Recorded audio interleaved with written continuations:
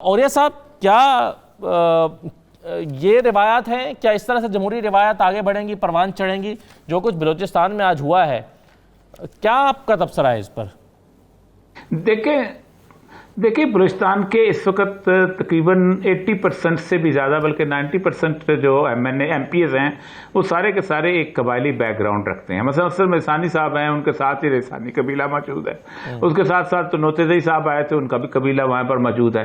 اچھا، اتنا سا یہ پولیس کے لیے ٹرکی مسئلہ ہوتا ہے کہ یہ کسی نہ کسی وقت ایک قبائلی جنگ کے اندر تقسیم ہو جاتا ہے۔ بلوچستان کی جو سب سے بڑی جنگ اس وقت چل رہی ہے وہ 1983 کی ریسانی اور رند جنگ ہے، جس کے اندر ایک لوکل باڈیز الیکشن کے اندر جتوئیوں کا سردار مارا گیا تھا اور کم از کم 3-3.5 ہزار بندہ مر چکا ہوا ہے آج تک دونوں طرف سے۔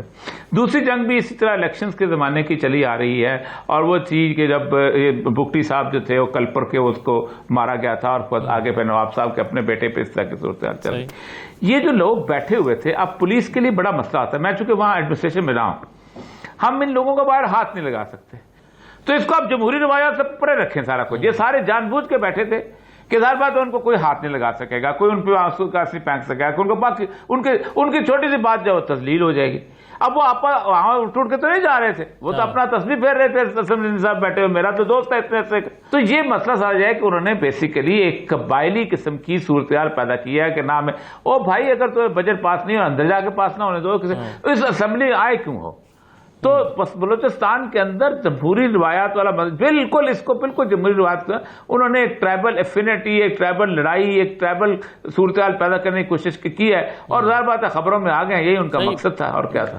صحیح ہے۔ اور یہ صاحب، یہ جو میں نے ابھی کامنٹ کیا تھا کہ اپوزیشن کی طرف سے اس بجٹ میں اگر آپ تقریریں سن لیں، اور شہباز شریف صاحب کے کل ملا کر تقریباً کوئی 2.5 گھنٹے کی بنتی ہے، یہ جو 2.5 گھنٹے کی تقریر ہے اس میں کوئی بجٹ سجیشن شامل نہیں ہے، کوئی تجویز شامل نہیں ہے، کوئی انہوں نے حکومت کے اگر کسی دعوے کو جھوٹ کہا ہے تو جھوٹ کہنے کے لیے ان کے پاس کوئی گراؤنڈ موجود نہیں ہے، حالانکہ وہ کئی آرگومنٹ ایسے دے سکتے تھے۔ ایسا لگتا ہے کہ بلاول کی اکنامک ٹیم نے کوئی کام کر کے ان کو ایک ڈاکومنٹ بنا کر نہیں دیا جس پر آ کر وہ بجٹ میں اپنی انپوٹ دے سکیں۔ آپ کے خیال میں اپوزیشن کے لیڈرز بجٹ سپیچ کرتے ہوئے یہ بجٹ کے ڈاکومنٹ کو پڑھ کر یا اس کی روشنی میں کوئی تجاویز کیوں نہیں دے رہے، یا اس پر کامنٹ کیوں نہیں کر رہے، یا تنقید کیوں نہیں کر رہے؟ وہ صرف اس کو ایک بڑی سطحی سی تقریر کیوں کر رہے ہیں؟ دیکھیں، کم از کم 8-10 اسمبلیوں کو تو بڑی کلوزلی دیکھا ہے، 99% سے بھی زیادہ لوگ ایسے ہیں کہ جن کے بجٹ کے اوپر جو ہم بجٹ بکس رکھتے کرتے تھے نا اسمبلیوں میں، تو ان کے وہ باقاعدہ فیتے بھی نہیں کھلے ہوتے تھے، ویسے ہی واپس چلے جاتی تھی۔ آج بھی ویسے، اب تو خیر انہوں نے چلا دی، اب تو ایسی چلی ہیں کہ ان کے ایسے فیتے کھلے ہیں کہ کمال ہو گیا، فیتے نہیں کھلے، اب کوئی نہیں پڑھتا بجٹ بکس کو، فیتے کوئی نہیں پڑھتا بجٹ بکس کو، اور بجٹ کے اوپر محنت نہیں ہوتی۔ چلو اچھا، جو اس میں اکنامکلی انٹرسٹڈ وہ بھی نہیں پڑھتے، اسی لیے بجٹ کے ہر سیشن کے اندر صرف یہ ہوتا ہے کہ مخالفت تقریر ہوتی ہے اور کچھ ہوتا نہیں ہے۔ میں ایک بات بتاؤں کہ پی ٹی اے کا یہ بجٹ جو ہے بڑے عرصے کے بعد ایک اچھا بجٹ جو ہے وہ نظر آیا ہے، اور اس سے پہلے سب سے اہم بات یہ تھی کہ اس کی بیس پہ اکنامک سروے رپورٹ تھی، وہ آئی تھی۔ اسی لیے جو میں سمجھتا ہوں اس پی ٹی آئی کی گورنمنٹ کی سب سے بڑی حماقت یہ تھی کہ اس بجٹ کے بعد شہباز شریف کو تقریر نہ کرنے دینا۔ اگر وہ تقریر کر جاتے تو ان کے پاس کچھ بھی نہیں تھا، یہی بلاول کی تقریر ہوتی، لیکن اس سارے عرصے کے اندر جو انہوں نے اس کے اندر ہنگامہ کھڑا کیا، اس میں اپنے ہی بجٹ کے لیے ایک خاص قسم کی کیفیت نیگیٹو پیدا کر دی، ورنہ یہ انتہائی خوبصورت بجٹ تھا، ہے، اور واقعی میں اس کی سمجھتا ہوں اگر یہ امپلیمنٹ کر سکے۔ بنیادی طور پر مسئلہ یہ ہوتا ہے کہ آپ بجٹ کے اندر دیکھتے ہیں کہ امپلیمنٹیبل کون سی ہیں۔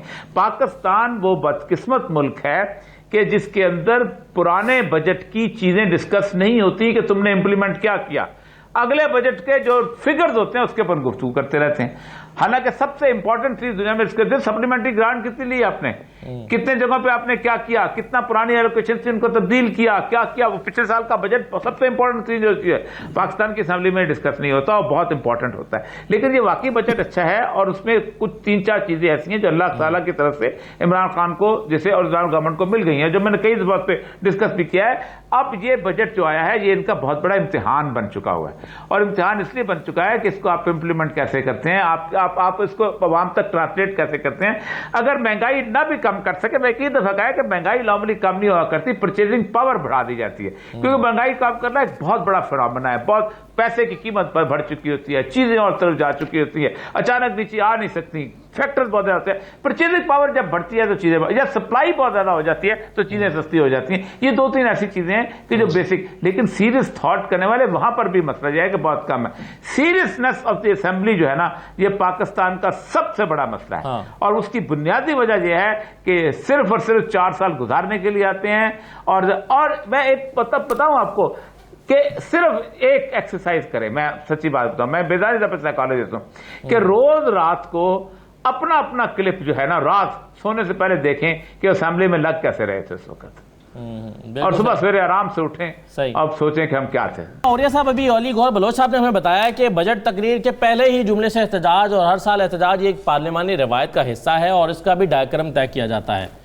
تو اس احتجاج کا ہونا تو کوئی بری بات نہیں ہے, کیونکہ اب یہ روایت کا حصہ بن گیا ہے. دیکھیں, علی گوہر صاحب نے جو باتیں کی ہیں, ان کے بلوچ ہونے اور ان کے ایک خاص طور پہ ایک خاص یا پنجابی ہونے یا کسی اور ہونے, یا ایک فیصلہ بات کرنے والے سے کسی سے بھی آپ ایکسپیکٹ کر سکتے ہیں. لیکن جس طرح کہ انہوں نے گفتگو کیا ہے کہ ایک بندہ جو ہے وہ یہ کہتا ہے تو اینٹی وینم دینا ہوتا ہے, یہ 2 بدماشوں کے ڈیروں میں تو ہوتی ہیں, لیکن ایک مہذب سوسائٹی کا خاصہ کبھی نہیں رہا, دنیا میں کہیں نہیں رہا. شاہیہ کا ڈیرے پہ کھڑے ہو کے بندہ کہہ سکتا ہے تم نے گالی تو میں تمہیں گالی کا جواب گالی سے دوں گا.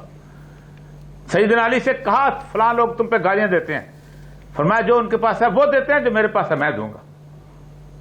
فرق ہوتا ہے یار, تم لوگوں نے اس معاشرے کو طے کرنا ہے, تم نے اس معاشرے کو رہنمائی کرنی ہے.